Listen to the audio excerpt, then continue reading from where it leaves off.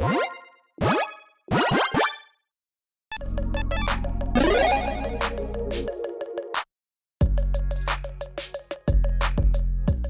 everyone, Mitch coming up with the Commander Score Studio. Welcome to the show. So, right now there are certain cards that are making big waves in Commander that you are bound to see if you haven't already at your Commander table that you maybe haven't seen so far. Or, I mean, unless you I don't know, work at Wizards and you've been playing with these cards for a while because these cards just came out. So, yeah, most likely you haven't seen them yet, but they're ones you need to be aware of because right now we've got some really hot cards. Let's jump into them and talk about what cards right now are making a huge impact already on Commander. Now, first up, I did limit this to a top 10, and then I was like, wait, okay, you know what? I have to still mention these two cards, which are outside of the top 10 hottest new cards in Commander. I guess I should say outside of Commanders themselves. I'm not including that. I already had a list of Commanders. I did another episode where I, talked about the hottest Commanders right now. But I'm talking right now about some cards that are making an impact in the 99 already, and two that aren't in the top 10 of new cards, but maybe that's because they're so expensive already. And not saying that there aren't expensive cards that are in the top 10. There are, but these didn't quite push through. Final Showdown is a crazy good one and crazy high price. Again, $15, which for some players out there be like, I've got plenty of cards over $15 in my deck. And I'm like, okay, good for you. That's great. My deck costs around $15 in total. Anyways, not saying one's better or worse, but yeah, I can never use this card in a budget deck, all right? I'm never going to be able to use it. And there's also other players out there that are limited by budget as well, and therefore, it's going to see less play because this is a $15 card. An instant for a single white mana spree. Actually, I should say, it has that extra little plus sign next to it. So, yeah, it's a spree card. Pay an extra 1, all creatures will have ability until end of turn. An extra 1, choose a creature control gains indestructible on turn. An extra 3, white, destroy all creatures. So, this is one of the very few instant speed board wipes because, yeah, you get this for 6 mana, just destroy the board. Good for you, destroy all creatures. That being said, it's also flexible in that you can say, oh, okay, cool, yeah, actually a couple of your creatures have, indestructible. I don't like that. Or regeneration. I don't like that. So let's just make all creatures with abilities. Or, hey, let's give one of my creatures indestructible. So it can be a one-sided instant speed board wipe that can even get around again. Indestructibility, essentially. Yeah, that's massive. That is huge. Of course, it doesn't even have to be a board wipe. It can just be, oh, hey, that creature's really annoying. The player's about to go off on this turn because of that crazy ability that it has. Let's just take that ability away. Or again, saving your creature from a board wipe, giving it indestructible for just 2. But it's a bonus board wipe. So it's a very flexible, very good card. It's a reason why it's $15. And you're probably going to see this one at some point at the table. Next up, Railway Brawler. This one's around $8. So about half the price of Final Showdown. But still, I can bet you that this one is actually getting impacted in the amount of play that it's seeing already based off of, well, it's a mythic that's very expensive. A 5/5 with reach and trample for 5 mana because green, right? But then also all the other things because of green. Actually, I should say plot for 3 and a green. So you guys should get it for cheaper. So there you go, green. Whenever creature is battlefield under your control, put X counters on it where X its power. I always shorthand +1, okay? X counters. And so, yeah, basically double up the power and toughness of each creature you have that's coming into play and also synergize incredibly well with counter synergies. Yes, sign me up for that. A very, very, very good card, of course, in Powered Matter strategies. Creature-based strategies, +1 counter strategies, really, really good. Now that we got these two out of the way, though, again, and I do believe that these are impacted more so than others on this list because of their price and how much play they're going to be seeing, let's jump into some other ones, including one that is more expensive than this and is in the top 10. And first off, at number 10, with 2,370 decks already to its name. That's 5% of eligible decks out there, according to EDH Rack.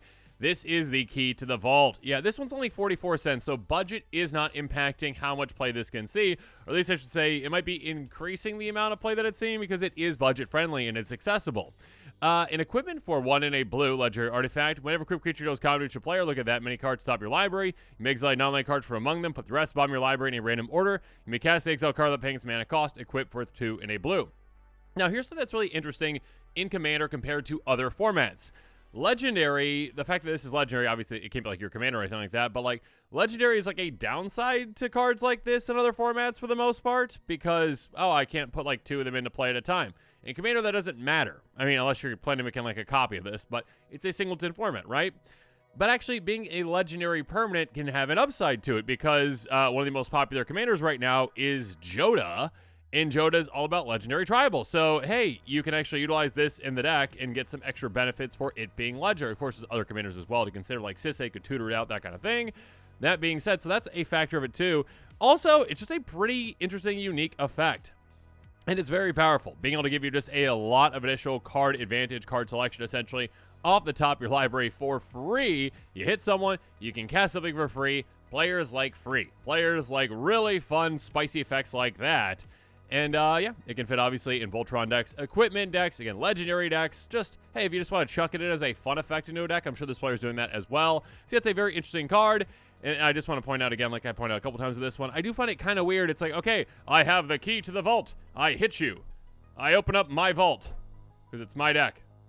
Doesn't really make sense, but hey, it's an exciting card. Again, 2,370 decks to its name. That's according to EDHREC, 5% of eligible decks out there, according to like when new decks, I'm sure, were built, essentially since that point that this was revealed, I'm guessing. Anyways, 44 cents, very budget-friendly card. Consider picking it up. And I will mention that all these cards are going to be in a card list link in the description below. Now, let's move on to number 9.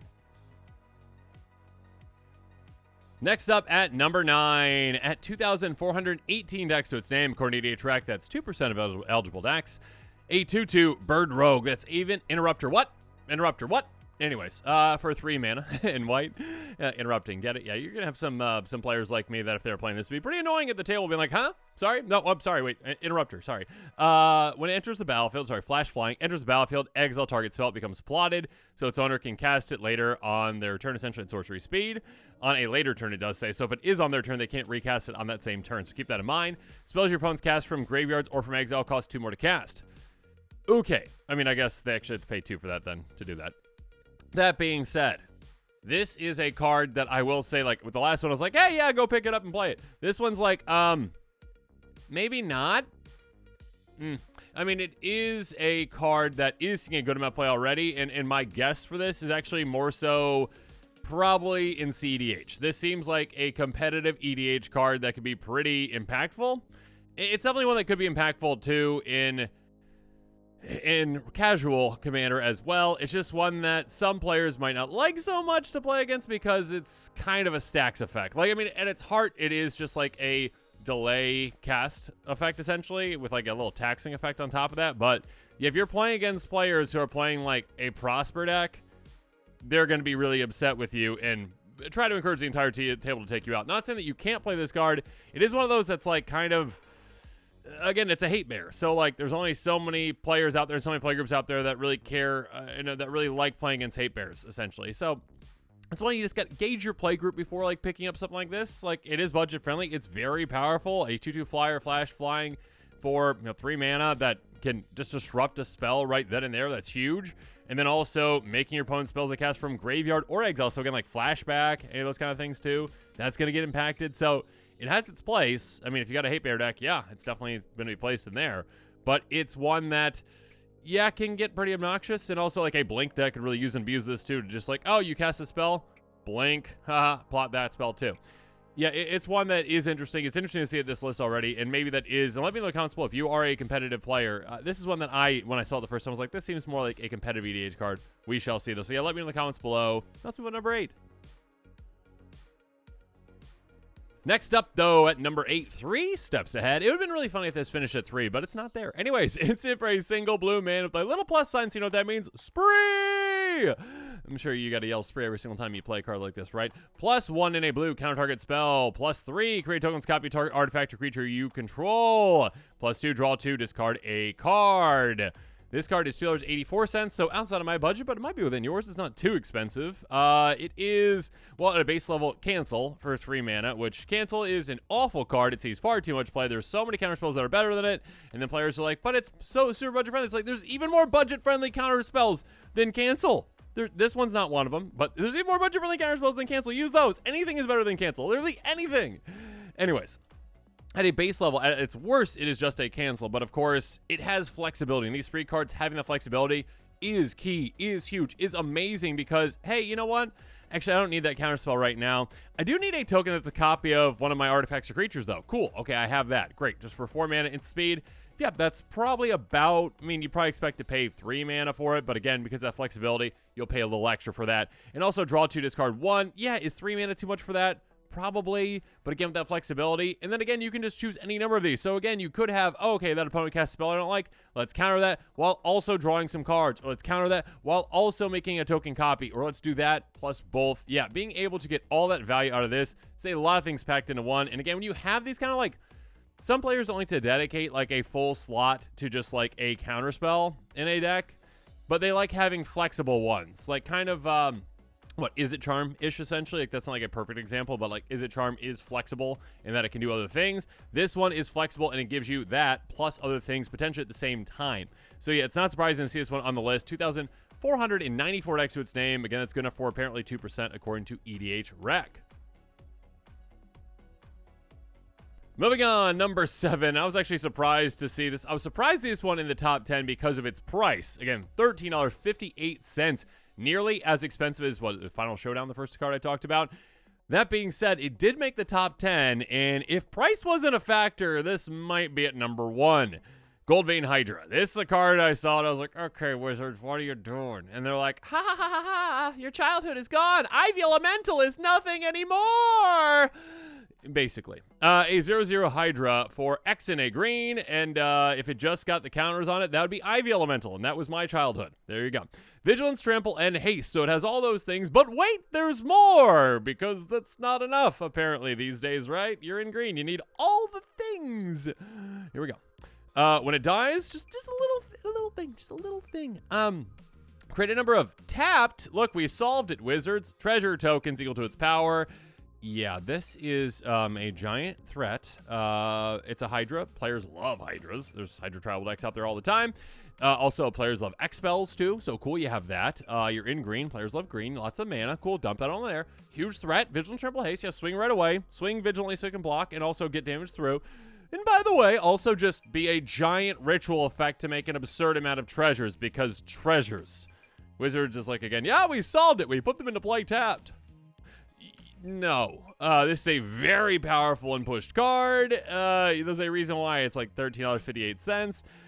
And yeah, again, just like with that price, you can still see how popular this already is. Again, good enough for 7th place at 2,498 decks, 2% of eligible decks, essentially. Yeah, even with that price, it's already up here, which is pretty absurd, especially compared to other cards that, again, are much more budget-friendly. Like the Key to the Vault, that's 44 cents. That's nothing compared to this, and that one sees less play than this already because this is just absurd. So yeah, good enough for 7th place. Next up, Wizards didn't need 1, but apparently 2 of these like giant treasure effects in the set, so hell to pay. We got it. Pay, get it? Treasures. Sorcery for X and a red. It's going to deal X damage to our creature, create a number of tapped treasure tokens equal to the amount of excess damage dealt this creature this way. This is only 39 cents. It sees play in 2,696 decks already, apparently 6% of eligible decks according to each rack. Yeah, again, in X spell, players love X spells. This is sorcery speed, though, so that is holding it back a little bit. If it was instant speed, it'd probably see more play. It'd also be, yeah, it would take out kind of one of its, not problematic things, but again, if it's like a sorcery, it's giving you like delayed mana. Oh, darn it, the way to turn to use my treasures because they're tapped. Thank goodness they're tapped. But still, like, if this was instant speed, you'd be like, okay, right before my turn, I do this, and then it doesn't even matter that this treasure's coming to play tapped. So, that being said, yeah, it's a flexible card in that you can say, okay, if I need to, like, reach and take out a big creature, I can, even if I don't get, like, any treasures out of it, or if I get, like, 1 or 2, whatever. That being said, or it has the flexibility to be like, oh, okay, like, that little 1/1's annoying. I'll take it out and also get treasures. Cool. So yeah, you just dump like 10 mana in this. You're like, okay, I took out a 1/1 and got 8 treasures. Giant ritual effect. Yeah, and there's a lot more treasure synergies these days, obviously, too. So yeah, I'm not surprised to see this one up there again. Anything that makes a ton of treasures seems to get a lot of attention. And again, players love X spells. Players love damage, too. The fact that it's a sorcery definitely holds it back. If it wasn't a sorcery, it'd probably be a little higher on the list. That being said, still already 2,696 decks to its name. That's quite a bit for this card. Next up, Annie joins up, well, with a lot of new commanders. I mean, commanders in general. Annie joins up is a legendary champion for 4 mana in Naya. 2,766 decks to its name. That's good enough for 8% of eligible decks. Again, this one, luckily, I will say luckily, can only fit in Naya-based decks, or decks, I should say, that have Naya colors. So, like, Naya, also 4 color with Naya, and obviously 5 color. Enters the battlefield, 5 damage to target creature, planeswalker, opponent controls. If it didn't have that, I don't think that would impact this at all. Not at all. The fact that this can take out probably a creature or planeswalker when this ETBs is nice for the player. They probably don't care all that. I mean, it's nice to have, and they're not going to say like no to it, but again, that's not why it's in the decks. It's in the decks because if a triggered ability of a legendary creature control triggers, that ability triggers initial time. Goodness gracious. I tend to not say the word like auto-include too much, but hey, if you've got a commander, this is $1.04, so luckily for me, this is not an auto-include for me because, hey, yeah, it's outside of my budget, so I can't include it. We'll see if it goes under that price, though.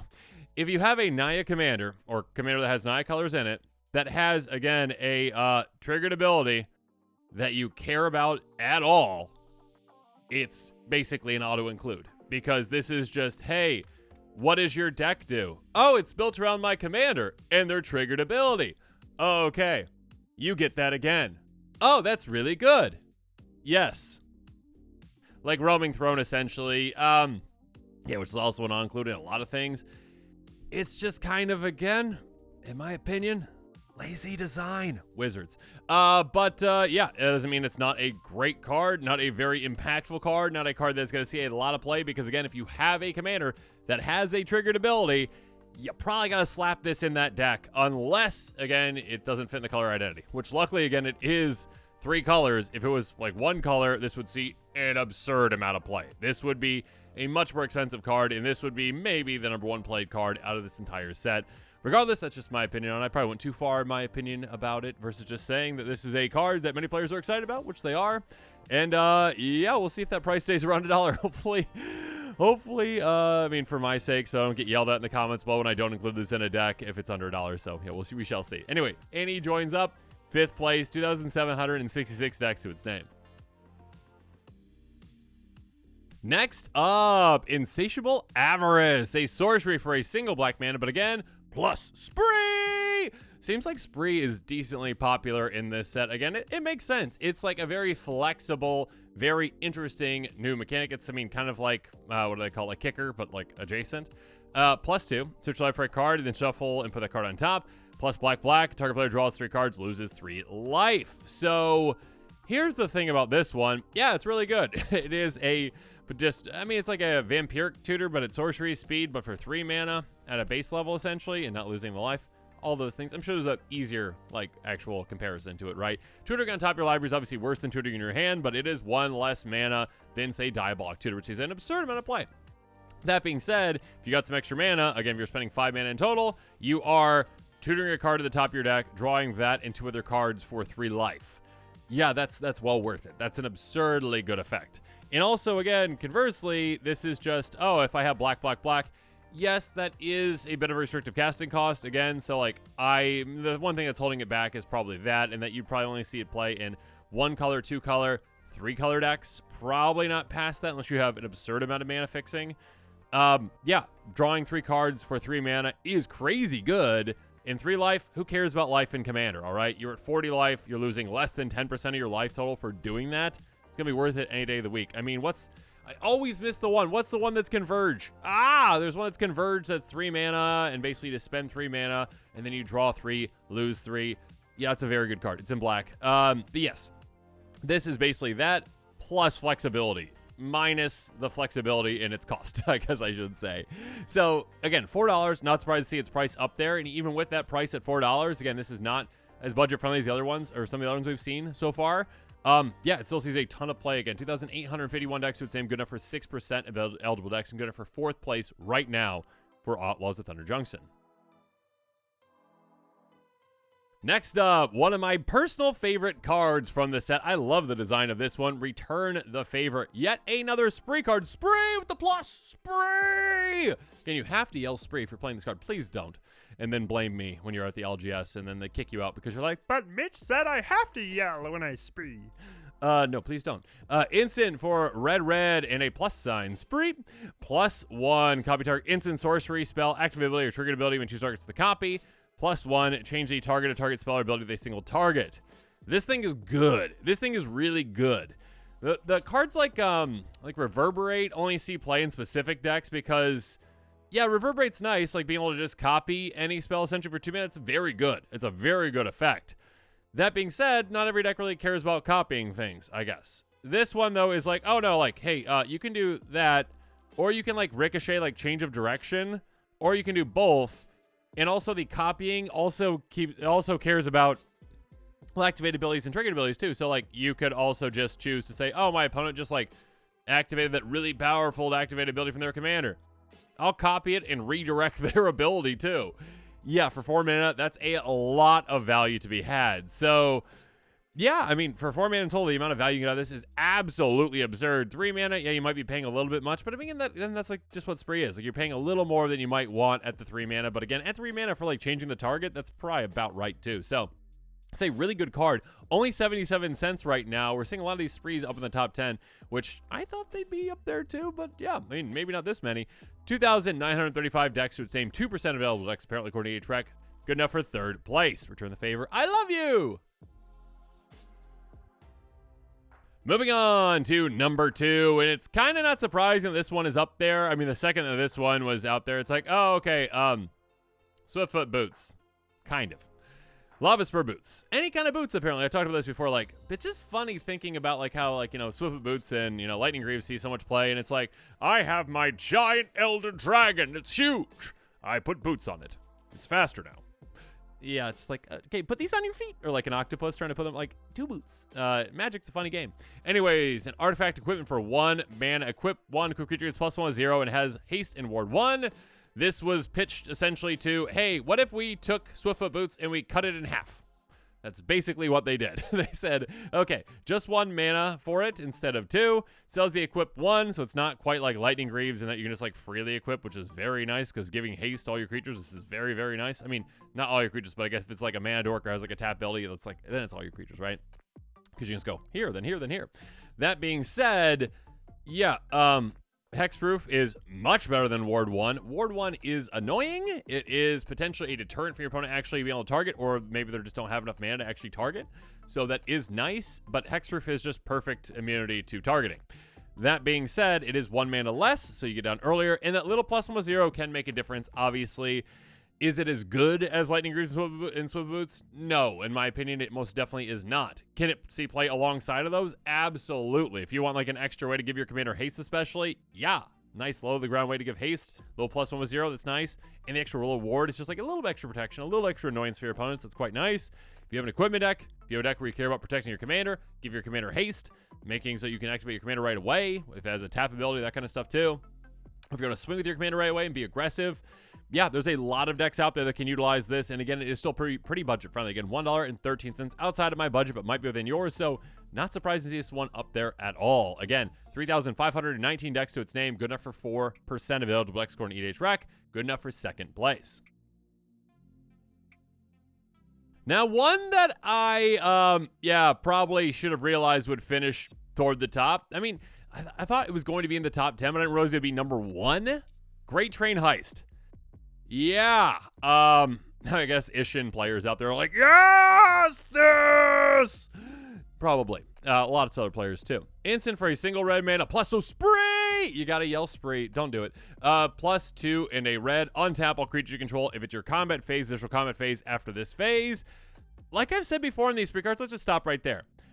Typically, you are paying slightly more for an effect than you'd have to pay. Like, again, with Final Showdown, right? To give a creature indestructible, one of your creatures, it costs 2 mana instead of typically you'd see that at 1 mana. That being said, this one is like, oh no, we already have a card that sees a lot of play. What is it, Relentless Assault? For 2 red, and that gives an extra combat to you. Oh, let's just give you that. But you also get other things too. So it's already at that cost. Like the base level of an extra combat cost is 4. And you already have that on this. There's no extra. I mean, it probably should have like 3 in a red, or, you know, 2 red, or whatever it is, or at least like 1 red. So then it's essentially, you know, 1 red. A more restrictive cost. Instead of it just being the exact same thing at a base level, so it's already just that good, but you also have flexibility to make it even better. So Ishin players are like, yeah, extra combat, ha ha ha. Ishin, that's how Ishin players talk, apparently. +2, creature control at +1/+0 and gain first strike until end of turn. That one's probably costed where it should be, right? 3 mana to give your creatures +1/+0 and first strike. Yeah, that's probably about what it is at instant speed.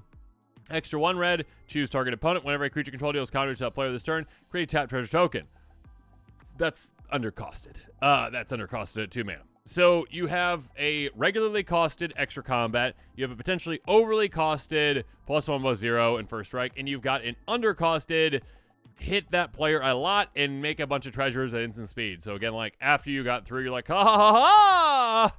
I, who have not been blocked by any of your creatures, am coming through hitting you with 10 creatures. You're getting extra damage from this, and you're also giving me an extra combat. And I'm not giving, I already gave that anyways, but you're also giving me 10 treasures or whatever. Like, and they do come and play tapped, yes, but still, I guess I shouldn't have been that surprised when you have like all the factors of this one where it's like, okay, extra combat, which can be very popular. Ishin, especially like exploded extra combat. Like there's very few budget-friendly extra combat spells. This one's $1.84 right now. I can see that going up, up, up. That being said, yeah, this also just has treasures. And whenever you staple treasures on anything, which we've seen before, that makes it quite popular as well, because there's a lot of players out there who absolutely love treasures and don't think they're pushed at all. But yes, $1.84 right now. This one's seeing play in 3,812 decks already, so a lot. Again, the Outlaws Thunder decks have been out for like, what, a week, essentially? Already seeing play in a ton of decks, making a massive impact. 9% of its eligible decks out there, so yeah, if someone's swinging big at you and they're like, well, they're just like little 1/1s, don't worry about it, and they've got like mana open for this, be like, wait, I saw that episode that Mitch talked about Great Train Heist. I'm going to block. And it might be the wrong call. So don't blame me that way either. Maybe you can blame me. Blame Eddie in the comments below. That what we should do. So blame Eddie for Great Train Heist. And yeah, blame Eddie. But now as this episode is coming to a close, it's time for me to hear from you. So in the comments below, let me know what your thoughts are on all these cards. What cards are you most excited about from Outlaws Thunder Trunks? And which ones do you think are going to make the biggest impact for your decks? And yes, do you think Lava Spur boots, you know, like, does the dragon wear the boots or like hold the boots, or did the boots change size so the dragon can put it on its feet or shape? Or like, what if there's an octopus? Are there like 8 boots? I'm confused. Anyways, let me know your thoughts are on boots and magic. And of course, as always, if you're interested in these cards, check out the card list link in the description below. And especially as always, thanks again and have a good one.